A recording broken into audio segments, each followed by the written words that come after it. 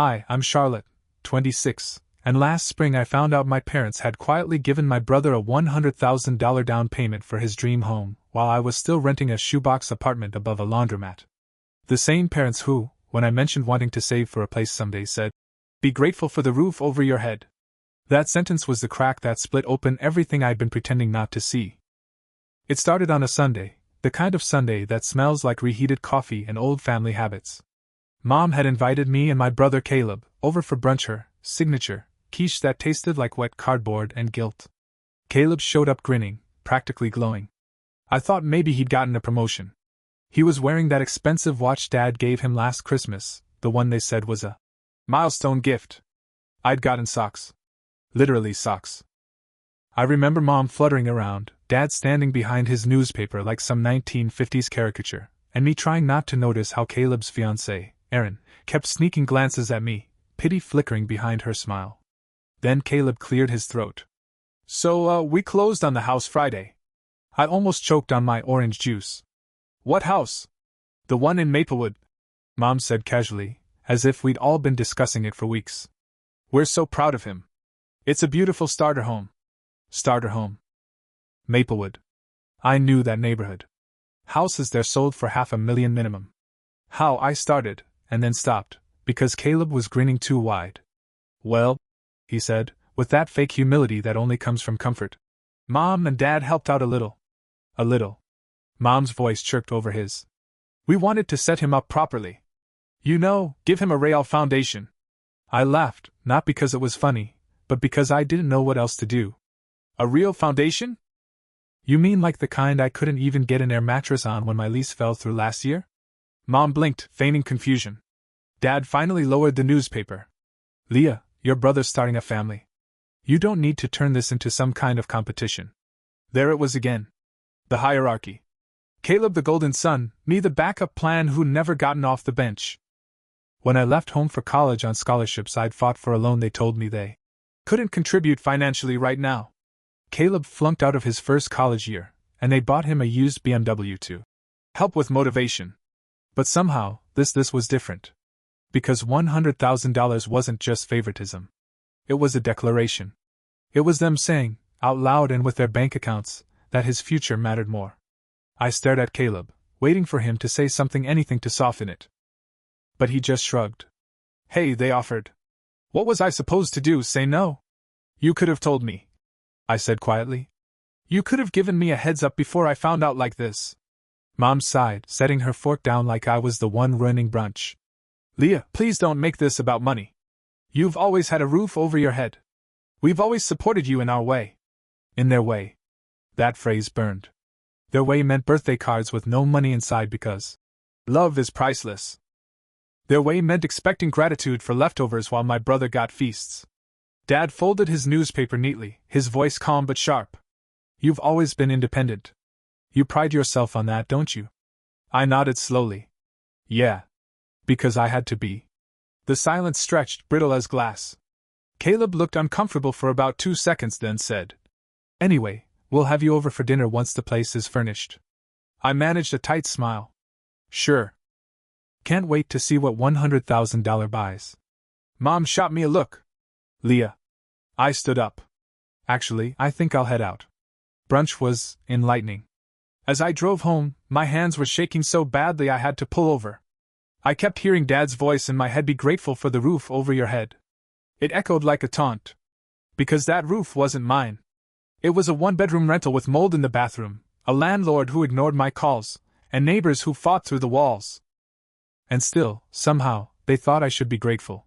By the time I reached my apartment, something inside me had shifted. The kind of quiet shift that feels like the start of an earthquake. I sat on my futon, stared at the peeling paint, and realized this wasn't just about money. It was about worth. About who they believed deserved comfort, stability, and pride and who didn't. I didn't cry. I didn't yell. I just started making a list. Things I'd tolerated. Things I'd swallowed. Things that, starting that night, I wouldn't anymore. Because the truth is, I'd spent my whole life trying to earn a place in a family that had already decided where I stood. And for the first time, I was ready to step out of that ranking entirely. That's the night I decided to leave for good. But before I packed, Something unexpected happened, something that made the decision irreversible. The first thing I did when I got back to my apartment that night was call my landlord. Not because I wanted to renew my lease, but because the bathroom ceiling had finally started leaking again. This time it wasn't just a drip, it was an angry, persistent stream that plopped onto the floor like it was personally offended by my existence. Yeah, I'll send someone by next week," he mumbled. Next week. Classic. So I took a bucket from under the sink, stuck it under the leak, and stared at it like it might explain why my life felt like it was constantly flooding, one slow, silent drop at a time. My phone buzzed. It was Caleb. A photo. The house. He'd sent me a picture of the house. 2 stories. White shutters. Fresh landscaping. A porch swing.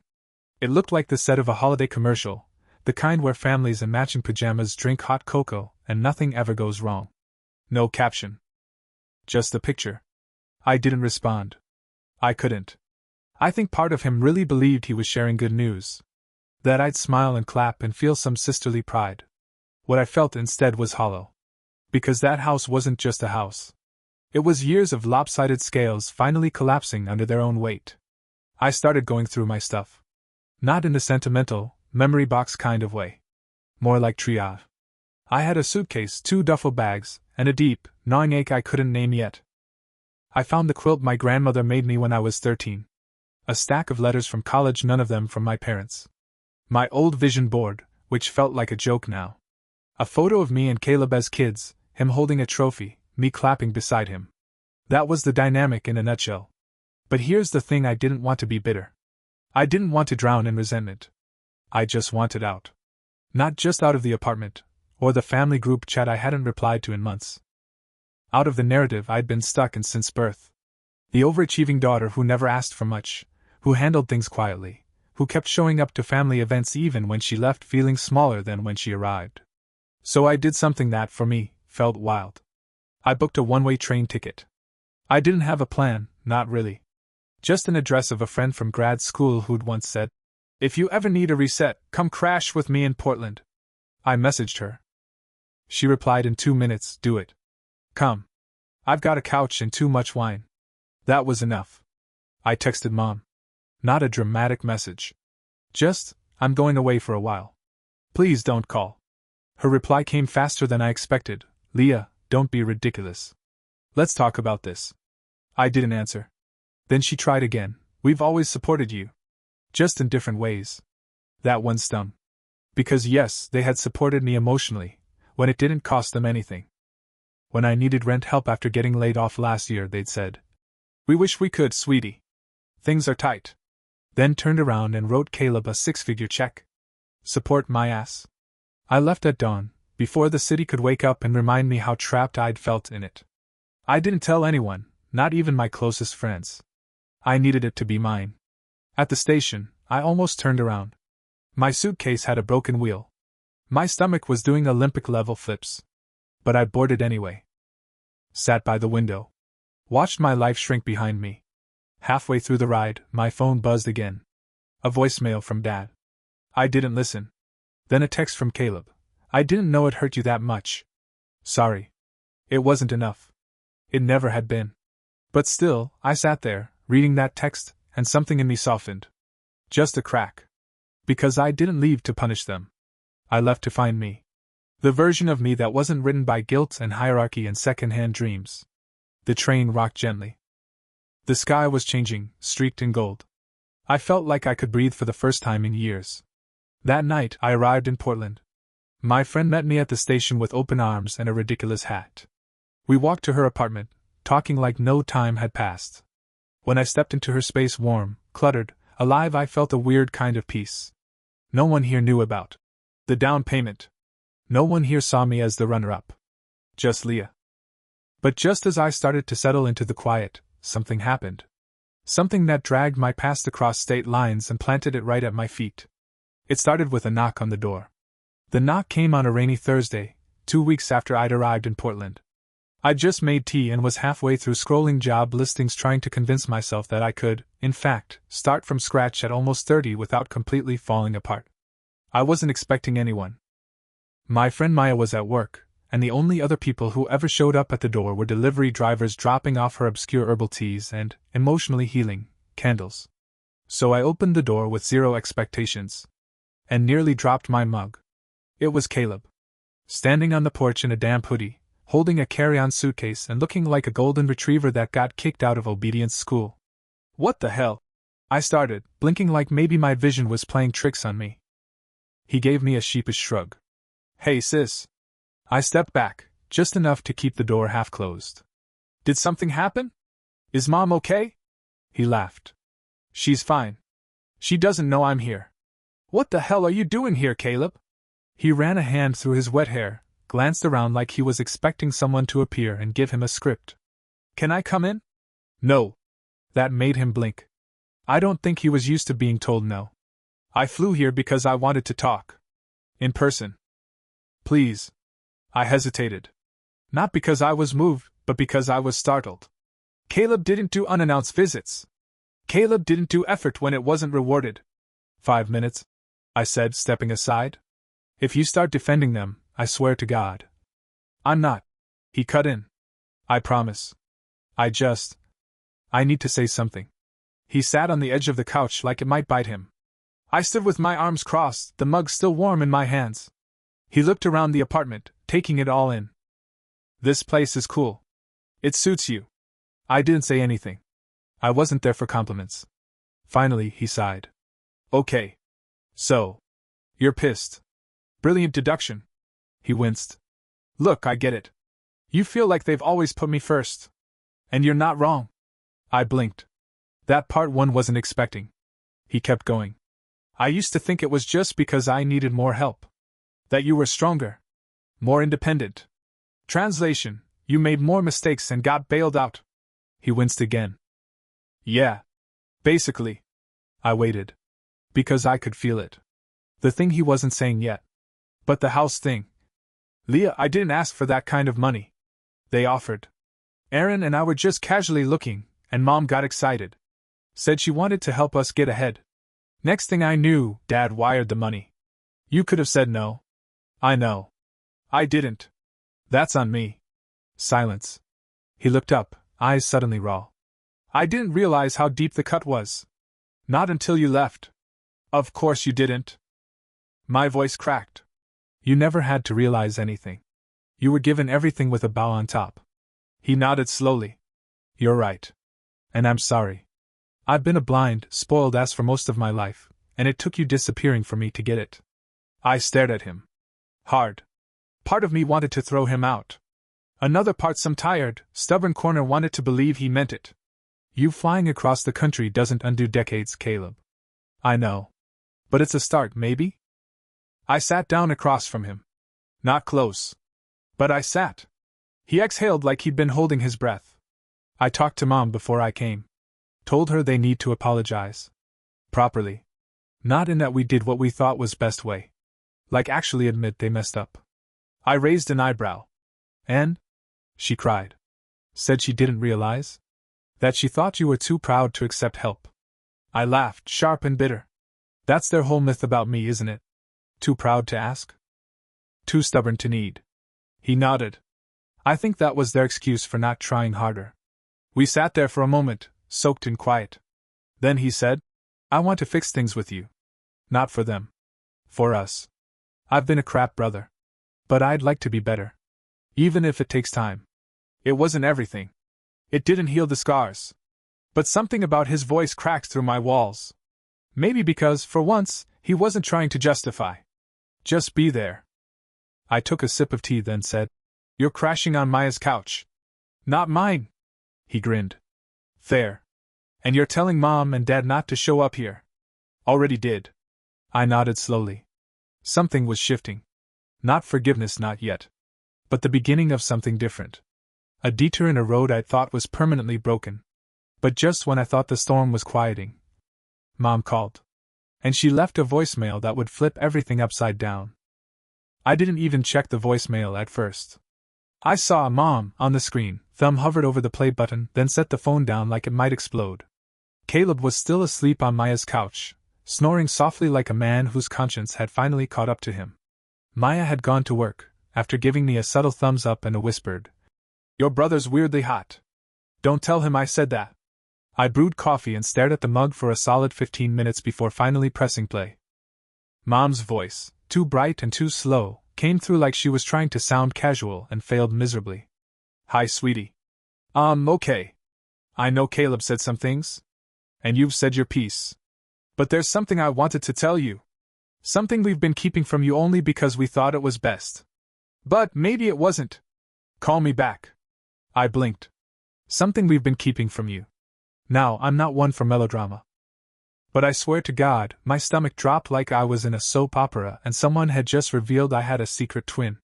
I didn't call her back. Not immediately.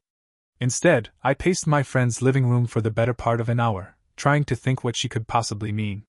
Medical? No, she would have said. Financial? Already a disaster. Emotional? I mean, pick a number. Eventually, curiosity beat pride. I called. She picked up on the first ring. "Leah. Thank you for calling. Just tell me," I said flat.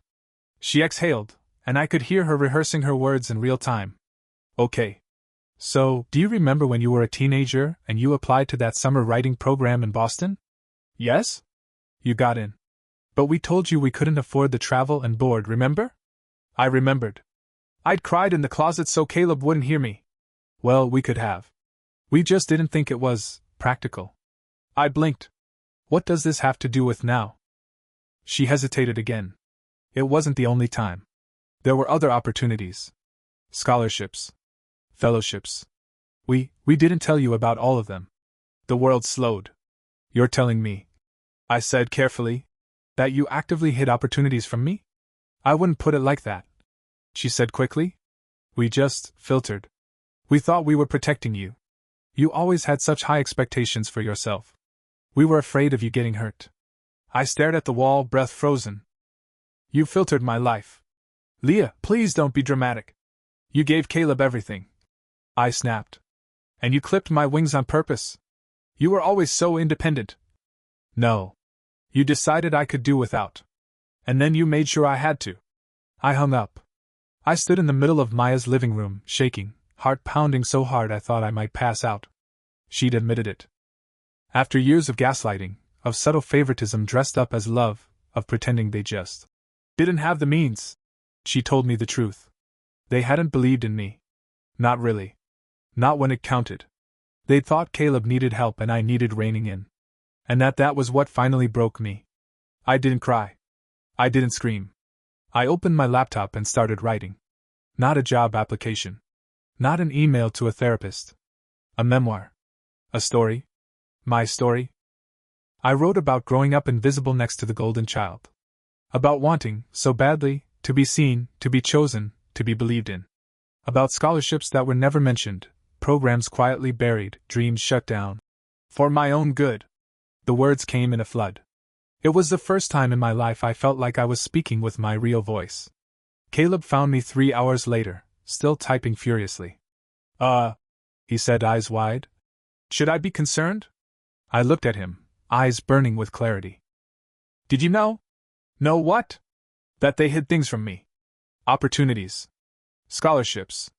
Stuff they decided wasn't worth telling me. His face twisted, guilt sinking into every line. No. No, I didn't. I swear.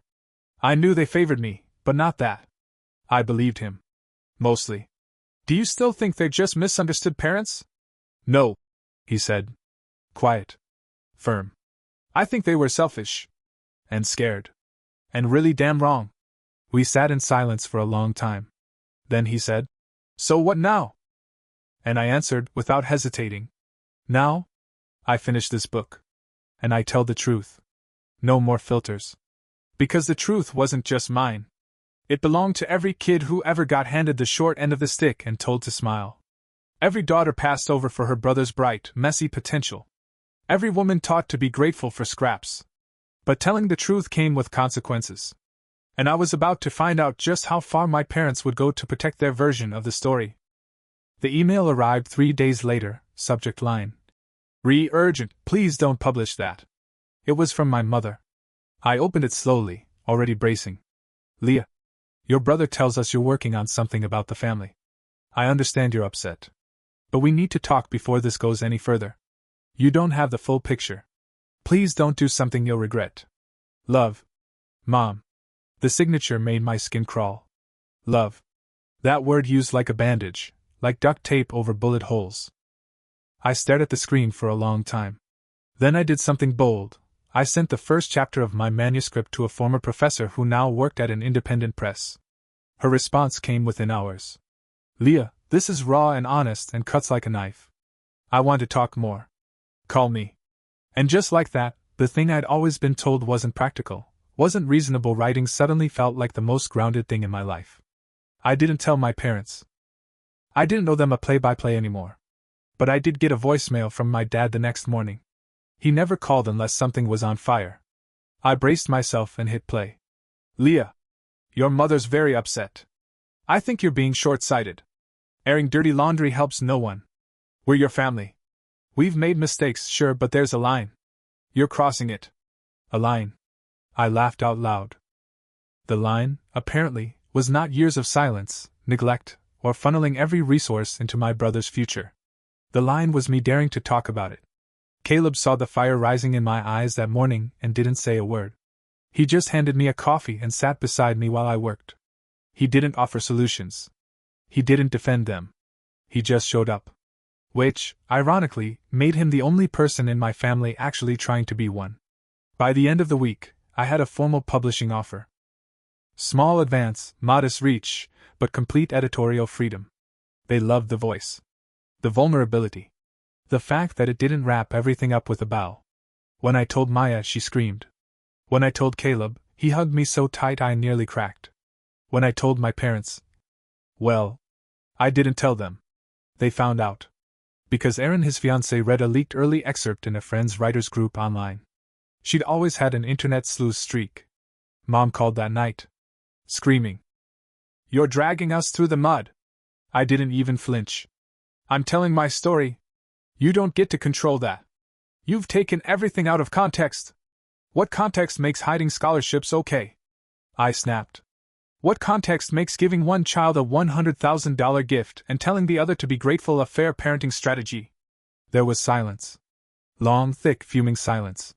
Then, "We did what we thought was best." I laughed. "And I'm doing what's best for me." For the first time in my life. Then I hung up. I expected the fallout to be loud. Explosive. Instead, it was eerily quiet. Until the lawyers got involved. Yep. 2 weeks later, I got a cease and desist letter. From my own parents. Claiming defamation, emotional distress, and misrepresentation of character. Maya was the one who opened it. Her face went pale. "Leah, this is real." I laughed until I cried. They'd rather threaten me with legal action than apologize. Caleb offered to talk to them. I told him no. This is their choice. I said. Let them live in it. I consulted a publishing lawyer. She read the manuscript and shook her head. You've changed names. You've got documented evidence. You've been careful. This is intimidation, not a case. Still, the letter rattled me. Because even when you've built armor, it's still your family firing the arrows. Maya tried to distract me. Caleb cooked dinner. But that night, I lay in bed thinking. How many other daughters had been silenced with guilt and fear and passive-aggressive manipulation? How many had been told they were too emotional, too dramatic, too ungrateful, for wanting even a slice of what their brothers were handed? I wasn't just writing for me anymore. I was writing for every girl who grew up in someone else's shadow and was told to call it home. The book's release date was set. I chose the title myself. The Other Child. And as that date crept closer, something inside me steadied. Not because I felt safe, but because I finally felt true. Even when my parents went silent. Even when extended family started texting me with fake concern, "Are you sure you want to go public with all this?" I was sure. Because in that silence, in that storm, I had finally found my own voice. And I wasn't about to let anyone mute it again. The day The Other Child came out, I turned off my phone. No notifications, no calls, just me, Caleb, Maya, and a cheap bottle of champagne on the fire escape. Reviews started trickling in. Some glowing, some furious. One cousin posted a vague status about family loyalty. Mom emailed a single line, "You've hurt us deeply." I didn't reply. The book found its readers. Women messaged me with stories so close to mine it was eerie. One wrote, "You made me feel seen." That alone made every fallout worth it. My parents didn't sue. I think they realized the court wouldn't side with silence. We haven't spoken since. Caleb tries to keep the door open, but I don't walk through it. Not yet. I moved into a tiny Portland studio. Not much, just mine. I hung the first check from my publisher on the fridge like art. Sometimes I still hear Dad's voice in my head, "Be grateful for the roof over your head." And I am. Because now, finally, I chose the roof. I built it. And no one else gets to stand under it unless they bring respect inside.